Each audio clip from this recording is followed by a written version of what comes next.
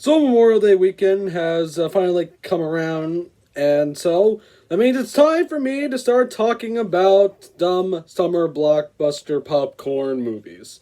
So I decided to start off for the 20th anniversary of Michael Bay's Titanic. Oh wait, no, James Cameron.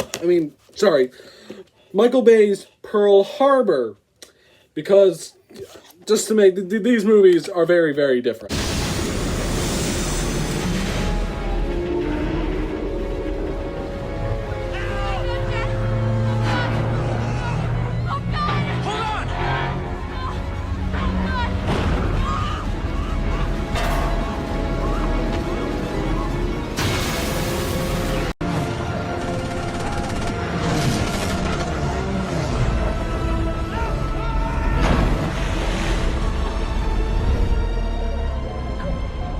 Okay, Michael Bay might have taken a few stuff from Titanic. Or actually, no, all of it. So, yes, Pearl Harbor. I guess I should just quickly do some background of the film that it really took, that it was cashing in on. James Cameron's Titanic.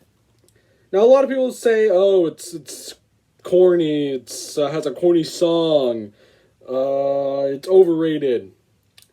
So, and I rewatched this movie for Pearl to also watch Pearl Harbor to kind of see like why Titanic worked and why Pearl Harbor did not. You know what? Titanic is actually a good movie. I think it has good acting. It has a good story. I like how they were able to fit, make a love story on the Titanic, and they actually made it work. And it wasn't. And I'll touch more into that why it worked in Titanic and Pearl Harbor does not work with it being a romance. The production design is amazing. The special effects and Titanic, I love how just they take the entire the event and they keep going with the entire sinking of the Titanic, and they don't cut some stuff out. It feels like you're watching the real event, and it keeps on going until the ship has sunk and Rose gets to safety. I like that.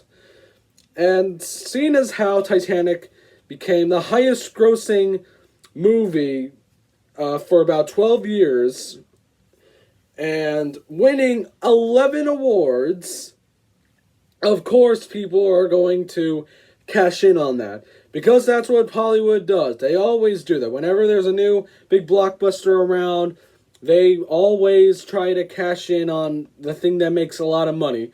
Today, like how cinematic universes were a big thing to cash in on. Does anyone remember Tom Cruise's The Mummy? No? Yeah, sure.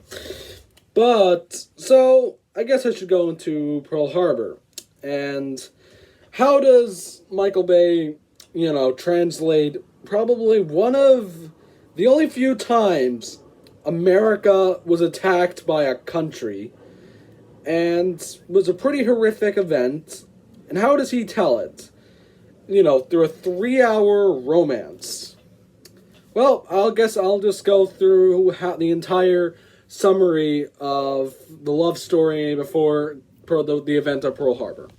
So Ben Affleck and Josh Hartnett are lifelong buddies that are in the Air Force, and Ben Affleck longs to fight in this war. And he also has a nurse girlfriend played by Kate Beckinsale, who he's in love with because she helped him get into the Air Force to begin with. But then Ben Affleck is accepted into the British Eagle Squadron, but then later he gets shot down by a German plane and is presumed dead. So then Josh Hartnett and Kate Beckinsale form a relationship over in Pearl Harbor in Hawaii. And so basically, yes, they fall in love, and Ben Affleck is presumed dead. But then Ben Affleck comes back to life, and that causes tension between him and Josh Hartnett. And yes, then Pearl Harbor comes into it. So, yes, there's a lot of comparisons to make from Titanic. Love triangle, based off of a historical tragedy. It's a period piece, and the main love interest dies. Spoilers, sorry for both those movies. So, you're probably asking, so where did this movie go wrong of trying to replicate Titanic?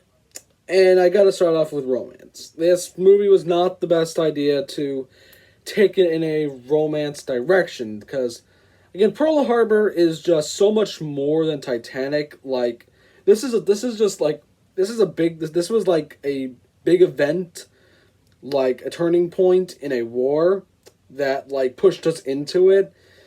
And Titanic was just a big ship that sunk, and a lot of people died from it.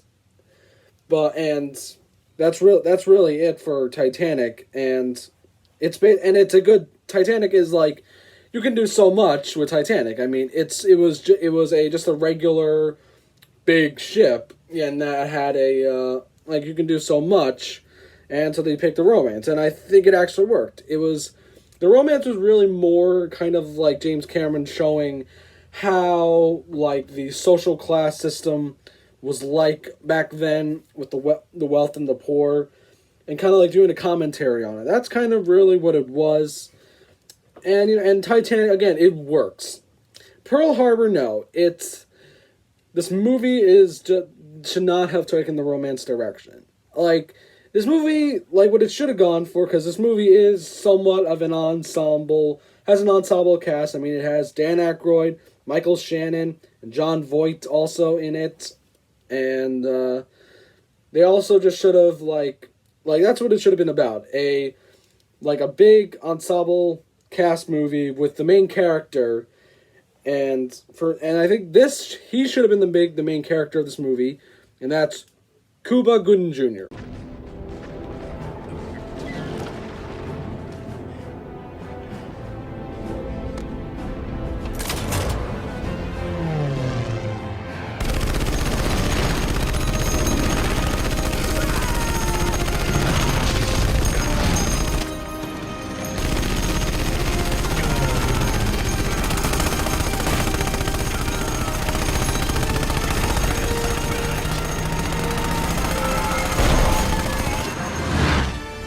If this film was a big ensemble cast film with the politicians and FDR with all the commanders people at Pearl Harbor, and Cuba Gooding Jr.'s character, who was like a real a petty officer in real life, I think that would have been good.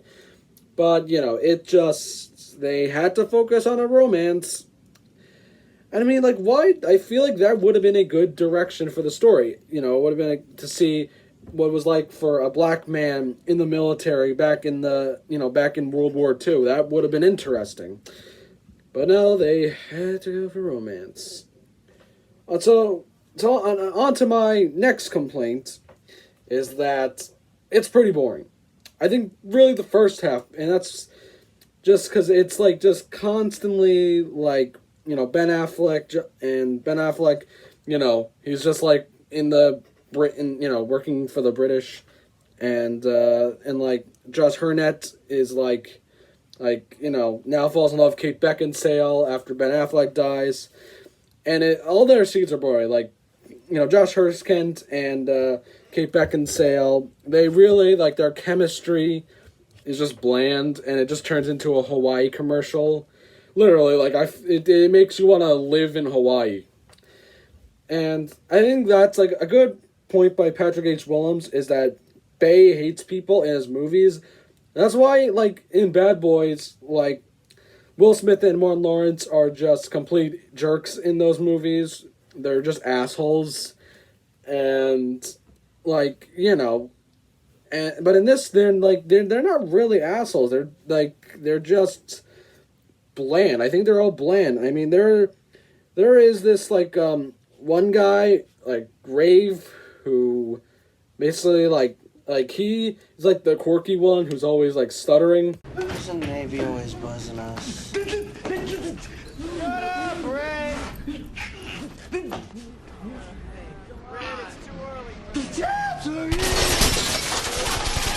who also played Charlie in Wonder Woman. So yeah, that's really it. And that's when Pearl Harbor actually happens, like, you can tell Bay is having more fun with that than with, like, all the other, than, like, everything else with the romance and all that.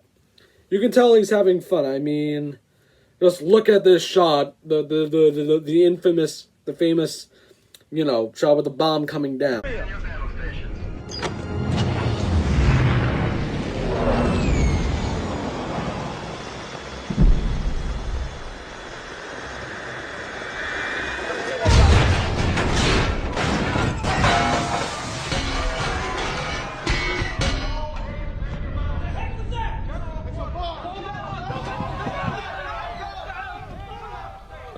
Are you going to move?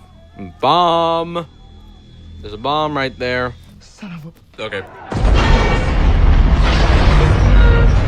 So now, talking about the entire Pearl Harbor attack itself, the thing is, I do like when it happens. The graphics for 2001 is actually pretty impressive. But my big problem is, like, how it's all building up. My biggest problem on how it's handled is that the planes, I think they come, like, too slow, and they always do this. Like, they always have people just looking up at the planes. It just comes off too much like Independence Day, and I think they're really just trying to show off all the VFX of the planes, and yeah, that's just my problem with it. So do you think, a movie about Pearl Harbor, the ending would be the attack itself?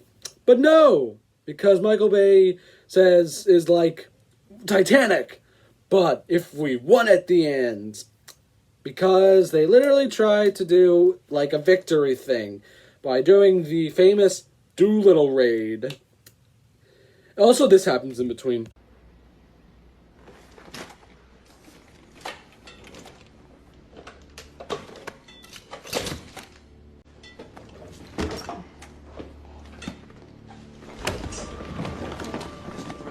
Mr. President. Get back, George. Get back.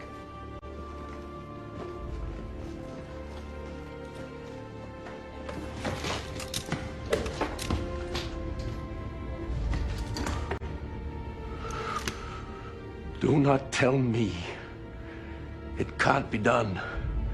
Now, Babe was really trying to be patriotic. Yay, America, with this movie.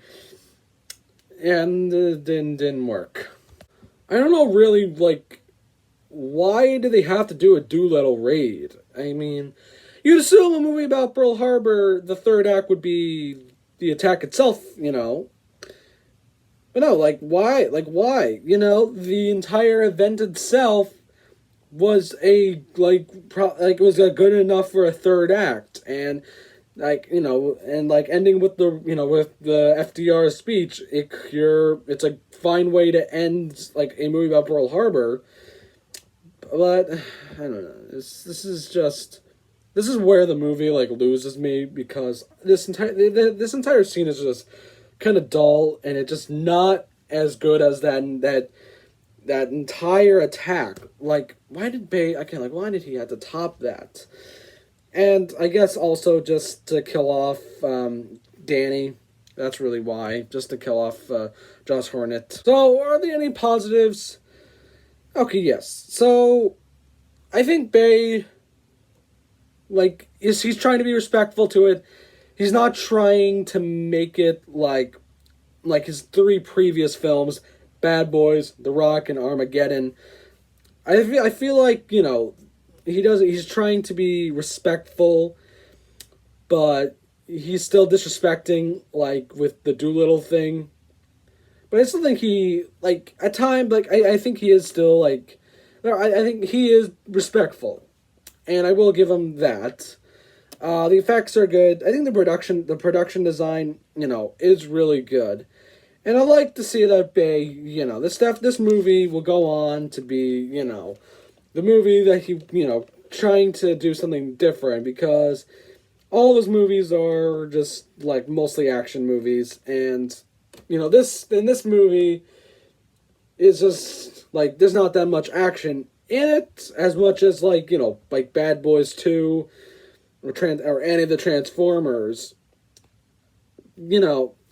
Because, like, he had 3 major films, and, I felt like he was building up to this one, and from what we've heard, this movie, like, was different. Bay was going to do something entirely different, and that just didn't happen. And I do wish, Bay would have tried something new, but as we know today, Bay just hasn't really tried anything new. And, yeah, it's most, like, I mean, Jon Voight does a good job as FDR. Michael Shannon, he's in it, and who has a surfboard for some reason. Red, I think they just picked us to do this because we're young and dumb. Come on, Goose. What are the I think he's fun. He's fun in this movie. Like the effects again, like the Pearl Harbor scene. It is pretty, like, it is a good scene, but I don't really like the build up. It's too Independence Day for me. But yeah, this movie just really didn't work out. This was not the best. If only Bay did something different, did something, that he hadn't done before, told a story about, Pearl Harbor, or just a movie about a World War II drama about, like 2 friends, and, one friend had a girlfriend, but then he died in battle, and then the other friend fell in love, and then the guy was alive. That could actually, lead to a good story, but like, he had to pick both. Because the other story, Pearl Harbor, had action in it. And, so, I guess maybe I should address some of the historical inaccuracies of this movie. Like, I'm not going to go through all of them. I'm just going to point out some of the few, and the one that kind of really does makes me a little mad. No one really owned a plane like that in 1923, only until 1924 when it was allowed. No one in the American military couldn't just run off to join another country's military, and this would never happen. The Japanese would not attack civilians. Again, if this was just about an ensemble cast and it was leading up to Pearl Harbor, and, like, I don't know, I feel like, yeah, they should have been more respectful and, leave out, that the Japanese were not going to attack civilians. That was not intended.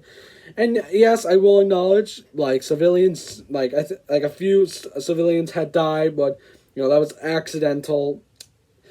And, that's kind of the big thing that, it gets criticized for. And, yeah, a lot of people can bring up, but, it's to bring more attention. Yeah, but I feel like you could have done something better with that. But yeah, so that's Pearl Harbor. This movie, I really shouldn't say, I don't want this to be, this shouldn't be a dumb popcorn movie. But as Michael Bay made it out to be, everyone treats it like that. And that's really it. Like, it's just it's an Oscar bait, Michael Bay doing Oscar bait, and it just comes off as a popcorn movie, and it's kind of sad. Although this movie actually did win for Best Sound Editing. I guess it did achieve getting an Oscar. So that's my review of Pearl Harbor. I hope the other movies that I have are better, and they will be better. So, make sure to subscribe and leave a comment down below. And what's your favorite Michael Bay movie? That's not this movie, or a Transformers movie. All right, see you next time. Bye.